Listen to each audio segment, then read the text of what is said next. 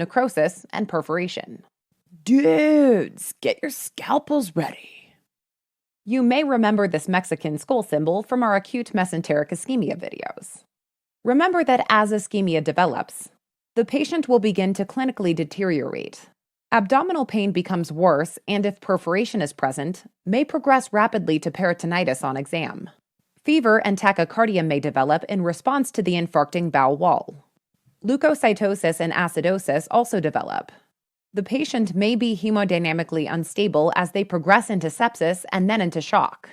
While severe cases are obvious, early ischemia may be difficult to diagnose, and thus vigilant serial exams are required in high-risk patients. On imaging, perforation may be demonstrated by air under the diaphragm on X-ray. This is seen as black bubbles of air just underneath the opacity of the diaphragm, just as this kid has his black underwear on underneath his diaphragm. Although unstable patients should not get advanced imaging such as CT, it may be necessary in confounding cases. CT scan in cases of mesenteric ischemia may demonstrate non-enhancement of bowel wall, free air or fluid within the peritoneum, pneumatosis intestinalis, or air in the bowel wall, or portal venous gas. These are late-occurring signs seen in severe cases, so they may not be seen even if early ischemia is occurring. The whole clinical picture needs to be taken into account when concerned for ischemia, necrosis, and perforation. Two other important indications for surgery are complete small bowel obstructions and closed loop obstructions. Complete obstructions, as we talked about earlier, typically have worse symptoms and are more likely to be associated with complete obstipation. However, stool and gas distal to the point of obstruction may still pass through the patient even after obstructive symptoms have started. Complete obstructions can also be identified as contrast unable to pass through to the colon on small bowel follow-through. Complete obstructions are more likely to result in the need for surgical intervention and are associated with higher morbidity and mortality, independent of etiology. A closed-loop obstruction is a specific type of complete obstruction where a loop of bowel is obstructed in two locations, oftentimes from twisting around on itself. This is an indication for emergent surgery because the blood supply to that area of bowel is cut off, and it can very quickly lead to complications like ischemia, necrosis, and perforation. Initial symptoms may also be very mild, as only a short segment of bowel may be obstructed and distended. Imaging may demonstrate a distended and fluid-filled loop of bowel, often in a C or U shape, typically with decompressed bowel on either side of the transition point. Whorl sign is also often present. Hernias causing small bowel obstructions also complicate the decision-making algorithm. With an obvious and surgically correctable cause of the SBO, these patients may require surgery even if they aren't displaying signs of complications. SBOs caused by incarcerated hernias also have a higher rate of complications than SBOs caused by adhesive disease. Since the last two special cases for SBO are very different than the rest in terms of management, here's the best place to talk about surgical intervention. We went over a pretty extensive description of the surgery in our acute mesenteric ischemia sketches, particularly our second one. If you haven't had the chance, check both of those sketches out. They are dead fun. Yeah, get it? Because their theme is the Day of the Dead, and we're talking about dead bowel. Yeah. We're going to highlight the basic steps from that sketch as we talk about surgical intervention for SBOs. Typically, surgical intervention for SBO is approached from an urgent or emergent basis. Usually, exploratory laparotomy is performed.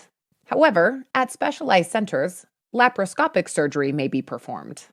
There may be rare occasions that elective adhesiolysis may be performed.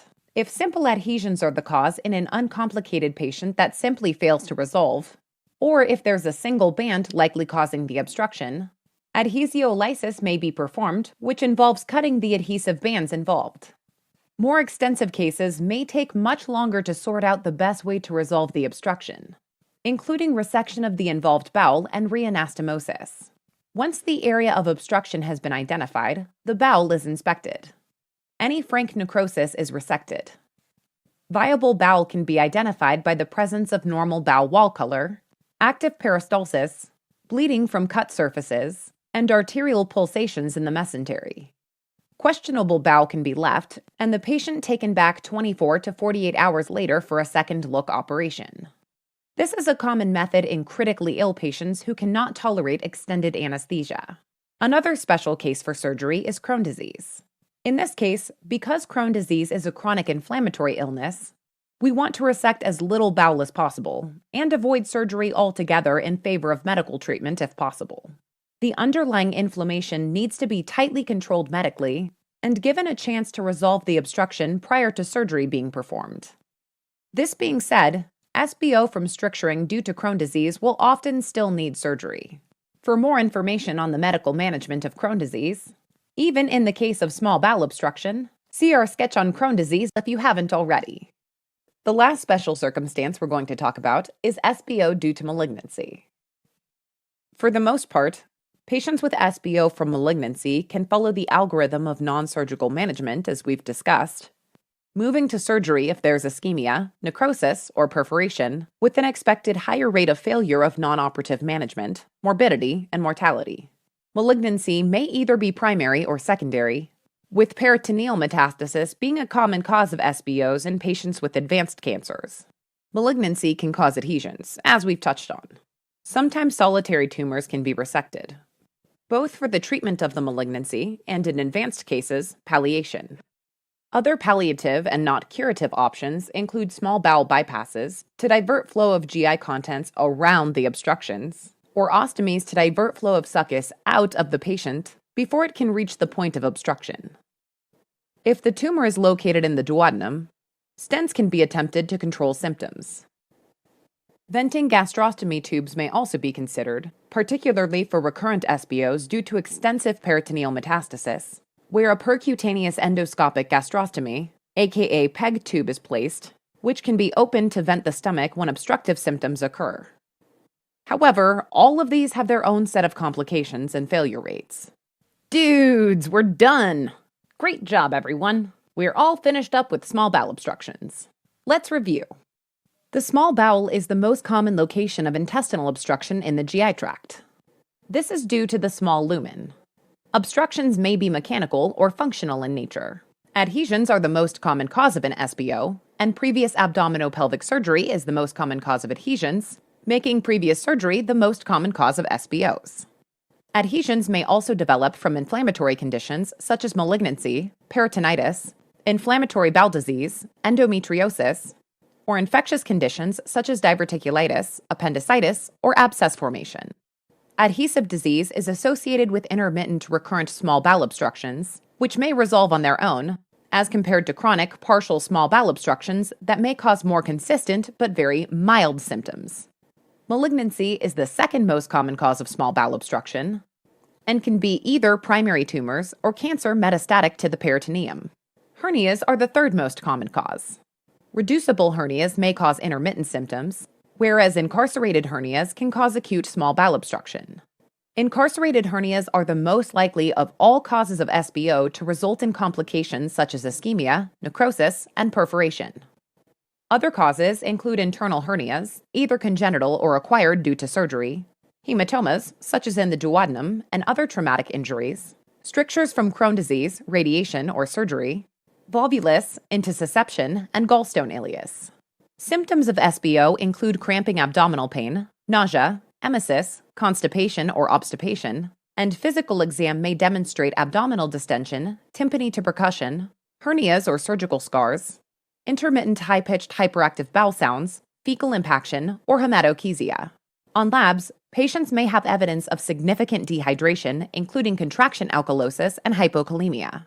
X-ray may demonstrate air fluid levels and/or dilated and air-filled small bowel loops or string of beads sign, whereas CT scan may be able to identify the location of the obstruction more accurately, as well as give clues to etiology, such as tumors, and identify complications, such as ischemia, necrosis, and perforation.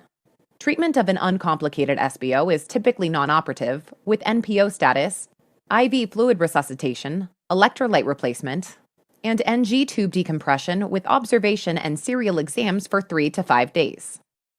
Patients may undergo small bowel follow-through with contrast through the NG tube for evaluation of the ability and speed of contrast to progress through the small bowel and into the colon. Gastrographin is hypertonic and may pull fluid into the lumen of the bowel and may help resolve the obstruction. Red flags that may identify patients that might need emergent or urgent surgical exploration include evidence of ischemia, necrosis, and perforation, such as peritonitis, fever, tachycardia, leukocytosis, acidosis, hemodynamic instability, air under the diaphragm on imaging, or other imaging findings of complications. Complete obstructions and closed-loop obstructions are more likely to become complicated and need surgical exploration.